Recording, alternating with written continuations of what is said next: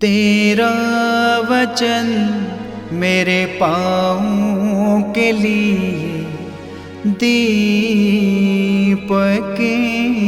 है और मेरे मार्ग का उजियाला है। तेरा वचन मेरे पाँवों के लिए दीपक है।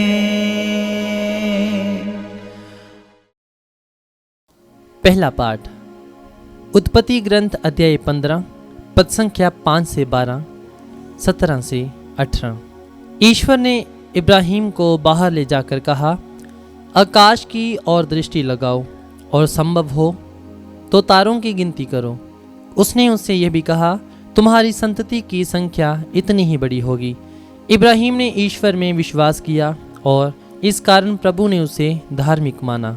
प्रभु ने उसे कहा, मैं वही प्रभु हूँ जो तुम्हें इस देश का उत्तराधिकारी बनाने के लिए खलीदियों के ऊर नामक नगर से निकाल लाया था। इब्राहिम ने उत्तर दिया, हे प्रभु मेरे ईश्वर, मैं ये कैसे जान पाऊंगा कि इस पर मेरा अधिकार हो जाएगा। प्रभु ने कहा, 3 बरस की कलोर, 3 बरस की बकरी, 3 बरस का मेढ़ा, 1 पंडुक और 1 कपोत का बच्चा यहाँ ले आना। इब्राहिम ये सब ले आया। उसने उनके 2-2 टुकड़े कर दिए और उन टुकड़ों को आमने सामने रख दिया, किंतु पक्षियों के 2-2 टुकड़े नहीं किए।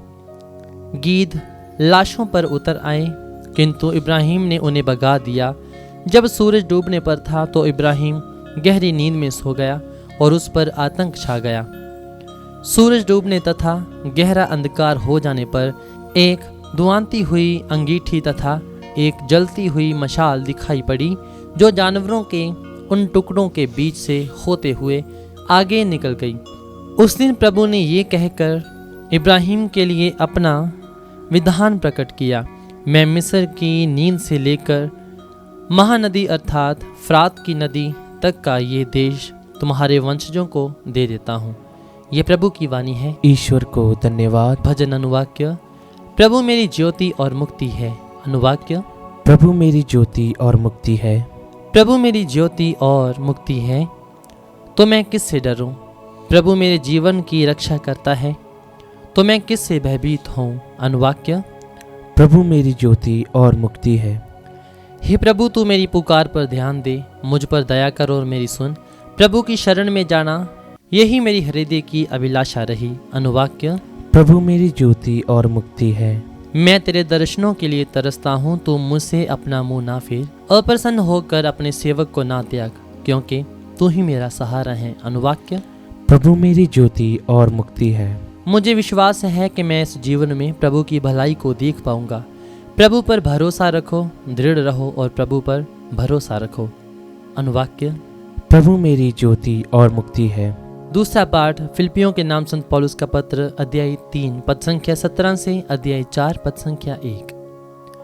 भाइयों, आप सब मिलकर मेरा अनुसरण कीजिए। मैंने आप लोगों को एक नमूना दिया, इसके अनुसार चलने वालों पर ध्यान देते रहिए, क्योंकि जैसा कि मैं आपसे बार बार कह चुका हूँ और अब रोते हुए कहता हूँ, बहुत से लोग ऐसा आचरण करते हैं कि मसीह के क्रूस के शत्रु बन जाते हैं।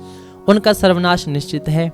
वे भोजन को अपना ईश्वर बना लेते हैं और ऐसी बातों पर गौरव करते हैं जिन पर लज्जा करनी चाहिए। उनका मन संसार की चीज़ों में लगा रहता है। हमारा स्वदेश तो स्वर्ग है और हम स्वर्ग से आने वाले मुक्तिदाता प्रभु ईश्वर यीशु ख्रीस्त की राह देखते रहते हैं। वे जिस शक्ति द्वारा सब कुछ अपने अधीन कर सकते हैं, उसी के द्वारा हमारे तुच्छ शरीर का रूपांतरण करेंगे और उसे अपने महिमामय शरीर के अनुरूप बना देंगे। इसलिए हे मेरे प्रिय भाइयों, प्रभु में इस तरह दृढ़ रहिए। प्यारे भाइयों, मैं आप लोगों को बहुत प्यार करता हूँ। आप मेरे आनंद और मेरे मुकुट हैं। ये प्रभु की वाणी है। ईश्वर को धन्यवाद। जय घोष। चमकीले बादलों में से पिता की ये वाणी सुनाई पड़ी, ये मेरा प्रिय पुत्र है, इसकी सुनो। संत लूकास रचित पवित्र सुसमाचार अध्याय 9 पद संख्या 28 से 36। यीशु पेतरुस, योहन और याकूब को अपने साथ ले गए और प्रार्थना करने के लिए एक पहाड़ पर चढ़े।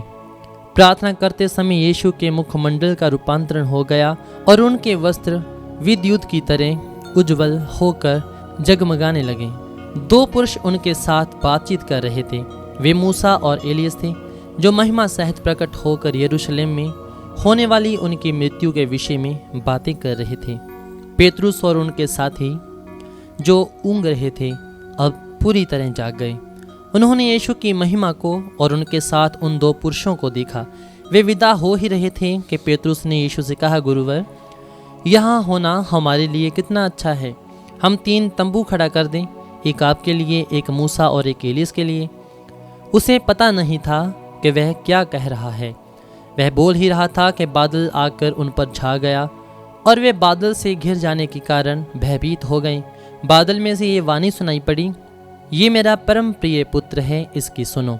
वाणी समाप्त होने पर यीशु अकेले ही रह गए। शिष्य चुप रहे। उन्होंने जो देखा था उसके विषय में उस समय किसी से कुछ भी नहीं कहा। यह प्रभु का पवित्र सुसमाचार है। क्रिस्त की जय।